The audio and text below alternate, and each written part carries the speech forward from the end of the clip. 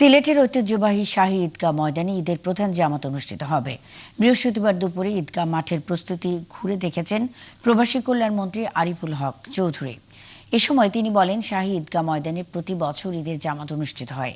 এবারও সকাল 8:30টায় ঈদের প্রধান জামাত অনুষ্ঠিত হবে। এছাড়া ঈদের জামাতকে ঘিরে 4 স্তরের নিরাপত্তা ব্যবস্থা নেওয়া হয়েছে। ওয়াচ টাওয়ার থেকে নজরদারি করা হবে, থাকবে ড্রোনের নজরদারিও।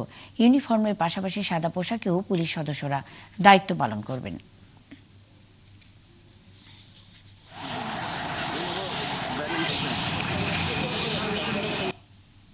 সকাল 8:30টায় আমাদের প্রধান জামাত অনুষ্ঠিত হবে এবং এখানে আমরা অন্যান্য আপনার নিরাপত্তার যে বিষয়টিটাও চূড়ান্ত করা হয়েছে। কাজেই আমাদের সব দিক দিয়ে আবহাওয়া ভালো থাকলে আর চাঁদ দেখে মনে হয় যেদিন চাঁদ দেখা হবে আর সরকার যেদিন ঘোষণা দেবেন সেদিনই আমাদের নামাজ এখানে প্রধান জামাত এখানে অনুষ্ঠিত।